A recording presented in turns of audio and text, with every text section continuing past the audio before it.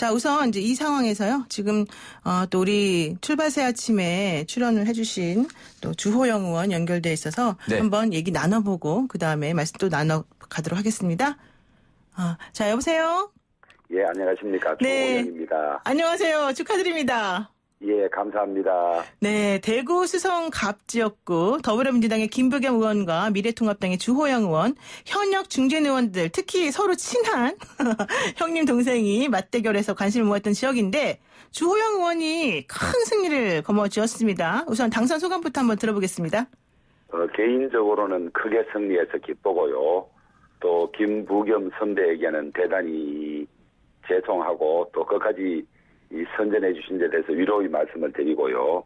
다만 전국적으로 저희 당이 아주 처참한 성적표를 손에 쥐게 돼서 매우 안타깝고 착잡한 그런 심정입니다. 그렇군요. 당의 입장에서는 사실 참패라고 부르기도 하던데 어쨌든 주호영 의원 개인적으로는 큰 승리를 거두었지만 여러 가지 측면에서 좀 종합적으로 살펴봐야 될 부분이 있는 것 같습니다. 자, 그런데요. 이제 코로나19 가장 큰 피해를 입은 지역이 사실 대구 지역인데 대구에서 치른 이번 선거 운동도 쉽지 않았을 것이고 또 특히 주호영 당선인 같은 경우에는 지역구로 옮기지 않았습니까? 어떤 점이 가장 힘드셨을까요?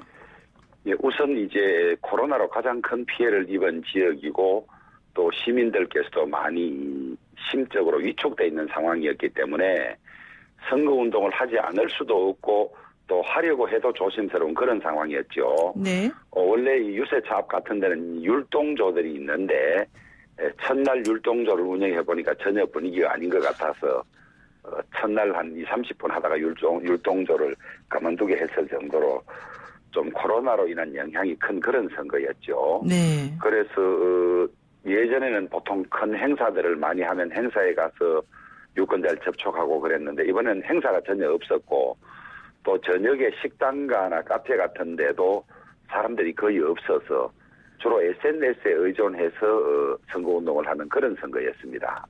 네. 그러다 보니까는 사실은 우리들이 느끼는 것보단 후보들이 정말 느꼈던 선거운동의 어려움이 상당히 많았을 텐데 특이하게도 이 대구 수성갑에서는 김부겸 후보가 당시에 나 대권에 도전하겠습니다 이렇게 얘기를 하시면서 화제를 모았더니 예. 주호영 후보도 나도 나갑니다 이러지 않았습니까? 나도 나갑니다라고까지 한 건 아니고요. 네. 기자들이 입장이 뭐냐고 묻길래 대권에 나가겠다는 사람을 압도적으로 이긴 사람은 뭐를 해야 되겠냐 이러니까 이구동성으로 대권 나가야죠 이렇게 됐습니다. 네, 떠밀려서 나가시게 됐다, 혹은 그런 말씀하시게 됐다 이런 얘기네요. 네. 예. 자, 그러면은 어쨌든 지금 사실은 어제 개표가 한창 진행 중인 도중에 황교안 대표가 모든 책임을 본인이 지고 당직에서 물러나겠다라고 얘기를 하면서 앞으로 미래통합당의 지도부의 변화가 이제 있을 수밖에 없어요. 자, 그러면 나도 대권 도전, 물론 떠밀려서 대권 도전 이렇게 말씀하신 우리 주호영 의원도 이 미래통합당 지도부 관련해서는 중진 의원으로서 앞으로 어떻게 될 거라고 예측을 해주실 수 있을까요?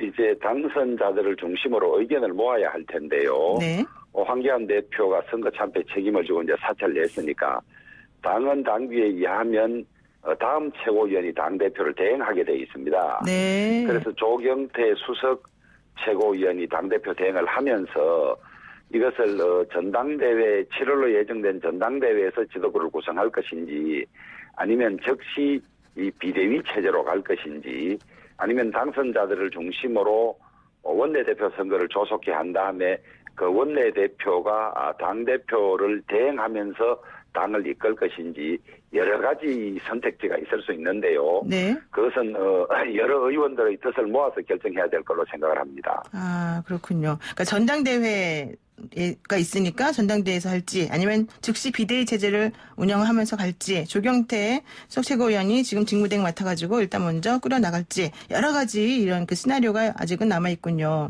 그렇습니다. 네. 자, 그런데요. 이걸 안 여쭤볼 수가 없습니다. 더불어민주당이 비례까지 합치게 되면 결국 180석 압도적인 승리를 거둔 거다. 이렇게 지금 볼 수가 있고요.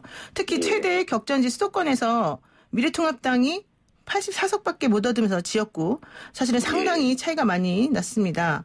이거를 어떻게 해석을 해야 될까요?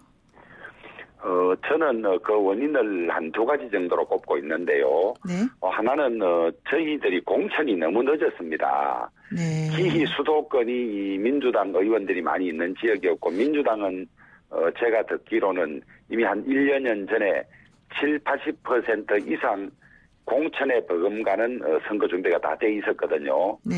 그런데 저희들은 막판에 너무 늦게 한 40일을 남겨두고 지역에서 컷오프된 의원들을 데려가기도 하고 준비가 너무 늦었다. 그 점을 제가 폐일의 원인으로 하나 꼽고 싶고요. 네.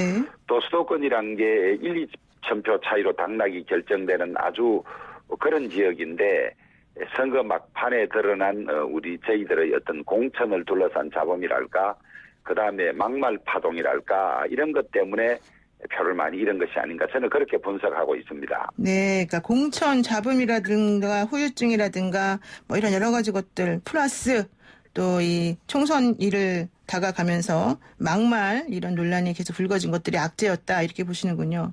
예. 그렇다면요 이제 앞으로 어쨌든 21대 국회에서 큰 역할을 해주셔야 될 것 같은데요. 지역구 분들에게 혹은 저희 국민들에게 어떤 말씀을 하실 수 있을지 한번 여쭤보고 싶습니다. 지역적으로는 제가 옮긴 지 50여일밖에 채 되지 않은데 압도적으로 지지해 주신 수성 갑구 유권자들에게 정말 감사의 말씀을 드리고요. 제가 선거 과정에서 한 약속들은 꼭 지키겠다는 말씀을 드립니다. 또 코로나로 더욱 어려워진 대구 경제를 회생하는데 우리 대구 경북 의원들 힘을 합치는 데 제가 중심적 역할을 할 것으로 생각을 하고요. 또 지금 저희들이 보기에는 민주당의 일당 독주가 너무 심합니다. 언론, 사법부도 모두 장악된 상태로 저희들은 보고 있고 의회 권력마저 패스트 트랙이 가능한 180석을 넘어선다면 견제와 균형이 잡히지 않은 국정 운영으로 오히려 나라가 위험해지지 않을까 이런 우려가 많은데 저희들 국민들의 뜻을 받들어서 견제와 균형을 이루는데 최선의 노력을 다하겠습니다. 네, 알겠습니다. 오늘 말씀 여기까지 듣겠습니다. 다시 한번 당선 축하드립니다. 고맙습니다. 예, 감사합니다. 네, 지금까지 대구 수성갑 주호영 당선인이었습니다.